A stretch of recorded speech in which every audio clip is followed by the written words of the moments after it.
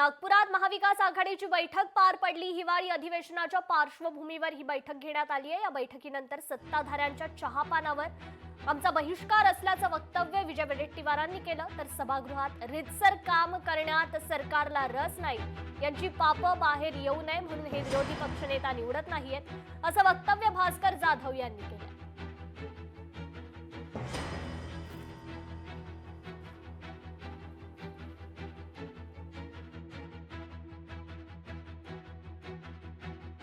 दुर्दैवानं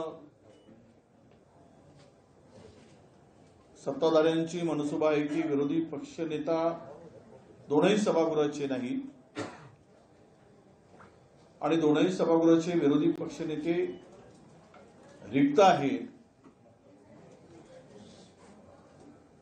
ज्यांचे हे दोनही पद संविधानिक पद आहेत असं आम्ही म्हणतो आणि आहेतच। मुळात दोनही संविधानिक रिक्त पदे ठेवून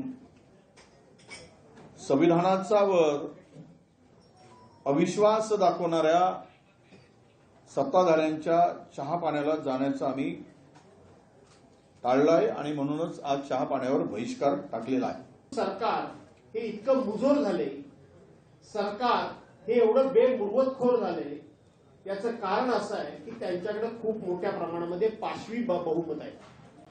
आम्ही त्यांना हेही सांगितलं, अरे तुमच्याकडे जर एवढं पाशवी बहुमत आहे आणि संख्येनं जर आम्ही कमी आहोत तर तुम्हाला आमची निवड करायला काहीच हरकत नाही विरोधी पक्ष नेत्यांची।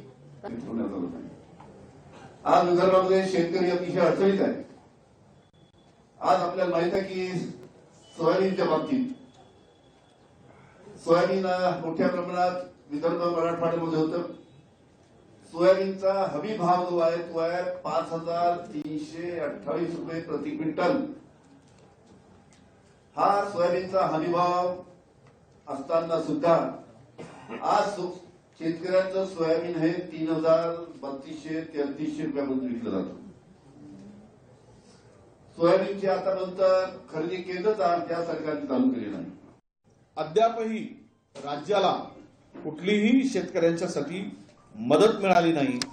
अशा शेतकरी विरोधी सरकारच्या चहापाण्याला जाण्याचं औचित्य आम्हाला वाटत नाही।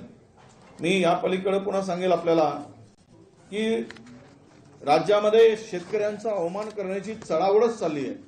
नतरस्थ लोकांच्या चहापाण्याला जाण्याचं आम्ही टाळलेलं आहे। राज्याची तिजोरी खाली झाली आहे। 9,32,000 कोटी रुपयाचं कर्ज राज्यावर आलेलं आहे आणि यामध्ये विशेष करून राज्याच्या उत्पन्नाचा मोठा हिस्सा जवळपास 22% कर्ज आणि व्याज फेडण्यामध्ये जातो आहे।